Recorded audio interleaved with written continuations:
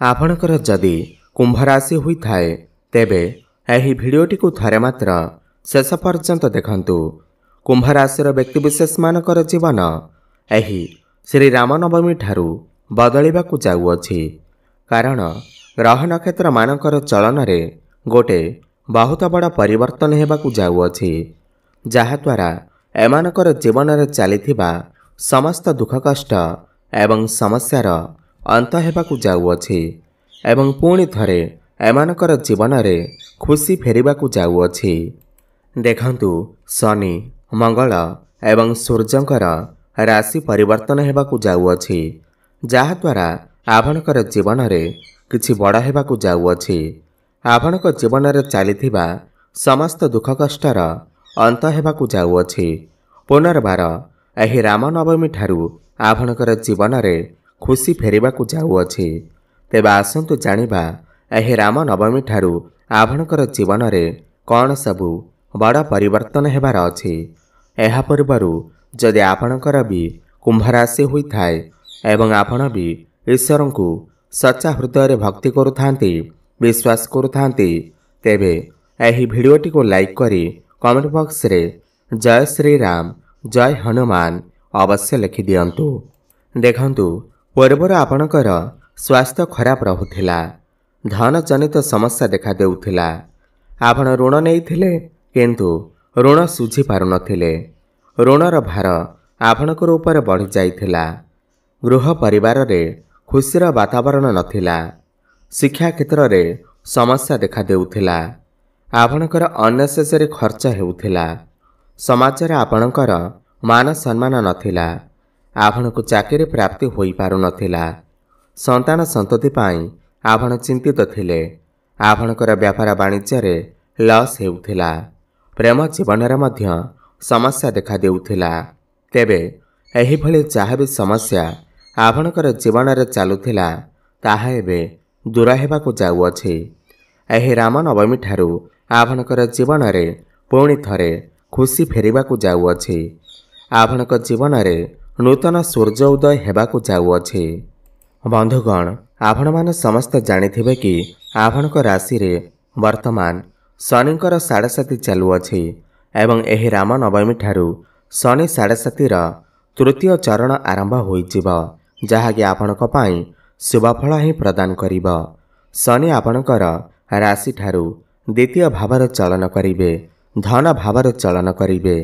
शनि जे कि न्यायर देवता, कर्म फलर दाता। आपणक कर्म अनुसायी शनि आपणकु फल प्रदान करिथांती। तो एही रामनवमी ठारू आपणकर धन रे वृद्धि देखिबाकु आपण पाइबे। आपणकर डेली इनकम बढ़िब, फाइनेंशियल ग्रोथ हेब। आपण जदि व्यापार करुछंती किंबा चाकरी करुछंती आपणकर आय रे वृद्धि देखिबाकु आपण पाइबे। चाकरी जदि करुछंती ताहेले प्रमोशन हेबार मध्य जोग बनुअछि। एवं द्वितीय भाव आपणकर वाणीर भाव एवं पारिवारिक सुखर भाव होइथाए। आपण टिके आपणकर वाणी उपरे नियंत्रण रक्षा करंतु। पारिवारिक सुख आपणको प्राप्ति हेब। घर परिवार रे हसखुशीर लहरी खेली उठिब। घर को कौनसी नूतन अतिथि आसी पारंती। संतान सुख मध्य आपणको प्राप्ति होई पारे। शनि एठारे बसी आपणकर चतुर्थ, अष्टम एवं एकादश भाव को देखुछंती। चतुर्थ भाव को देखिबार मान हैला एही रामनवमी पर ठारू आपण कोनोसी प्रॉपर्टी, भूमि, जमी किमा गाड़ी मोटर आदि किणाकिणी करिबा पाई मन बळेई पारंती एवं किणी मध्य पारंती। आपणकर मांकर स्वास्थ्य रे पूर्वर जदि किछि समस्या लागि रहिथिला तेबे ताहा मध्य दूर होइजिब। काहेकि ना गुरु मध्य आपणकर चतुर्थ भाव रे केंद्र रे विराजमान अछंती। मांकर स्वास्थ्य रे परिवर्तन आसीब। आपण कोनोसी नूतन गृह आदि निर्माण करि पारंती। भौतिक सुख आपण को प्राप्ति हेब। काहेकि ना चतुर्थ भाव समस्त सुखर भाव होइथाए, तो समस्त सुख आपण को प्राप्ति हेब। अष्टम भाव को देखिबार मान हैला आपण को आकस्मिक धन प्राप्ति हेब। कौनसी गुप्त धन मध्य प्राप्ति होई पारे, किंतु आपण गाड़ी मोटर चलाचल कला बेले सतर्कता अवलंबन करंतु। रिसर्च क्षेत्र रे जो माने साइंटिस्ट अछंती, जो माने एस्ट्रोलॉजी शिखिबाकु चाहुचंती, तो सेमानकु शुभफल प्राप्ति हेब। आपण कौनसी गुप्त ज्ञानर अध्ययन करिपारंती। पुराणा निवेशरू आपण को लाभ प्राप्ति हेब। एवं शनि आपणकर एकादश भाव को देखुछंती। एकादश भाव इच्छा पूर्तिर भाव होइथाय, लाभर भाव होइथाय। तो आपण को लाभ ही लाभ प्राप्ति हेब। आपणकर कौनसी गोटे बड़ इच्छा एह रामनवमी पर निश्चिंत भाव पूर्ण हेबाकु जाउअछि। बड़ भाई भौणी मानक सहित आपणकर संपर्क बहुत भल रहिब। शेयर मार्केट, स्टॉक मार्केट एवं ट्रेडिंग रे काम करुथिले आपणकु लाभ देखिबाकु पाइबे। आकस्मिक धन प्राप्ति हेबार जग बनुअछि। समाज रे आपणकर लोक संपर्क बढ़िब, मान सम्मान बढ़िब। देखंतु एह राम नवमी पर सूर्यंकर राशि परिवर्तन हेउअछि। सूर्य आपणकर तृतीय भावकु पराक्रमर भावकु चलन करिवे। तो आपणकर साहस पराक्रम बढ़िब। एह राम नवमी पर आपण कौनसी छोट मोट जगह को यात्रा करिपारंती। जो व्यक्ति विशेष माने ऑनलाइन रे काम करुछंती, डिजिटल मार्केटिंग क्षेत्र रे काम करुछंती, कंस्ट्रक्शन काम करुछंती, इम्पोर्ट एक्सपोर्ट रे काम करुछंती, सेमानकु शुभफल ही प्राप्ति हेब। किंतु आपनको टिके अधिक परिश्रम करने को पड़ी पारे, अधिक धां दौड़ करने को पड़ी पारे। सूर्य एठारे बसी आपणकर भाग्य भाव को दृष्टि देउछंती एवं आपणकर भाग्य भावर अधिपति शुक्र आपणकर द्वितीय भाव विराजमान अछंती। तो भाग्य बल आपणकु धन प्राप्ति हेब। भाग्य बल आपणकु कम परिश्रम अधिक लाभ देखा मिलिब। आपण कौनसी धार्मिक स्थान को यात्रा करिपारंती। पितांक सहित आपणकर संपर्क बहुत भल रहिब।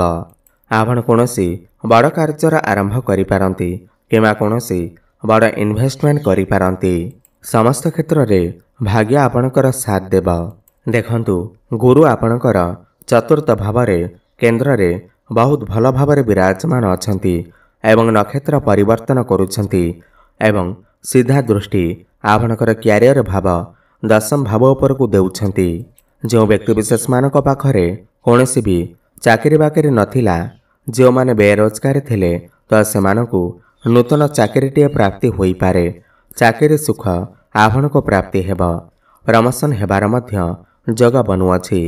ऊपर ऑफिसरंकर सपोर्ट आपनको प्राप्ति हेब। आपण जदि पूर्वरु चाकरी करुछंती ताहले आपणकर प्रमोशन होई पारे। कौनसी एमएनसी कंपनी रु जॉब ऑफर मध्य आसी पारे। किंतु मंगलंकर राशि परिवर्तन हेउअछि। मंगल आपणकर षष्ठ भाव को चलन करिवे। तो षष्ठ भाव मंगल रहिबा हेतु आपण आपणकर कर्मक्षेत्र रे काहा सहित भी आर्गुमेंट करंतु नाही, कଳି झगड़ा करंतु नाही, समस्या रे पड़ी पारंती। किंतु आपणकर कर्मक्षेत्र रे आपणकर साहस पराक्रम बढ़िब। आपण आपणकर टार्गेट को पूरण करि पारिबे एवं कर्मक्षेत्र रे उन्नति करिवे। एह राम नवमी पर प्रेम जीवन रे मध्य आपनको सफलता प्राप्ति हेब। आपणकर भल पाइबा विवाहर रूप मध्य नहीं पारे। जो व्यक्ति विशेष मानकर कथबार्ता बंद हो जाइथिला, ब्रेकअप आदि हो जाइथिला, सेमानकर पुणी थरे कथबार्ता होई पारे। प्याचअप हेबार मध्य संभावना बनुअछि। आपण दुई जनक मध्यरे संपर्क बहुत भल रहिब। मिलन सुख आपनको प्राप्ति हेब। आपण कौनसी स्थान को भ्रमण करने को जाई पारंती। आपणक मध्यरे तालमेल ठीक रहिब एवं जो माने भी सिंगल अछंती सेमानकु नूतन पार्टनर मध्य मिली पारंती एवं शिक्षा क्षेत्र रे मध्य आपणको सफलता प्राप्ति हेब। काहेकि ना बुध आपणकर द्वितीय भाव भल स्थान रे विराजमान अछंती। आपण कौनसी उच्च शिक्षा करिबा पई बाहर को जाई पारंती। कौनसी नूतन स्थान रे एडमिशन नहीं पारंती। एह राम नवमी पर आपणकर जदि किछि एग्जाम अछि तेबे सेथिरे आपण निश्चिंत भाव उत्तीर्ण करिवे। आपणकर ज्ञान बढ़िब, बुद्धि बढ़िब। ज्ञान एवं बुद्धि बल आपण शिक्षा क्षेत्र में बहुत अधिक उन्नति करिवे। व्यापार वाणिज्यर कथा हेबा जदि एह राम नवमी पर ठारू आपण आपणकर व्यापार वाणिज्य उन्नति करिवे। आपणको टिके अधिक परिश्रम करने को पड़ी पारे। छोट मोट जगह को यात्रा करने को पड़ी पारे। अधिक धां दौड़ करने को पड़ी पारे। आपण कौनसी नूतन व्यापार मध्य आरंभ करिपारंती। आपणकर ग्राहक बढ़िपारती। डेली इनकम रे वृद्धि आसीब। वैवाहिक जीवन सुखमय व्यतीत हेब। जो दंपति माने दीर्घ दिन धरी संतानर कामना रखिथिले तो यह रामनवमी पर सेमानंकु संतान सुख मध्य प्राप्ति होई पारे। आपण कोनोसी फैमिली प्लानिंग करि पारंती। पार्टनरशिप रे जदि आपण व्यापार वाणिज्य करूथांती तेबे आपणकु शुभफल प्राप्ति हेब।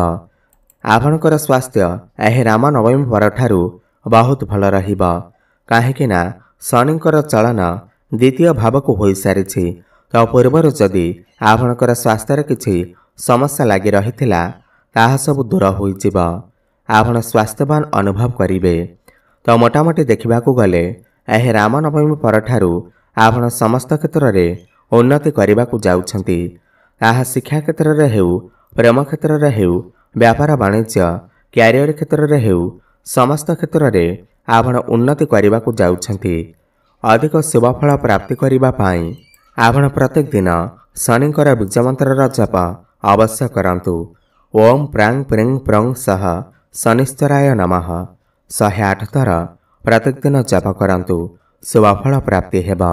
एवं प्रत्येक शनिवार दिन कुकुरंकु किछि खाइबाकू दियंतु एवं हनुमान चालीसार पाठ करंतु। शुभफल प्राप्ति हेबा सहित भाग्य रे उन्नति आसीब। धन्यवाद।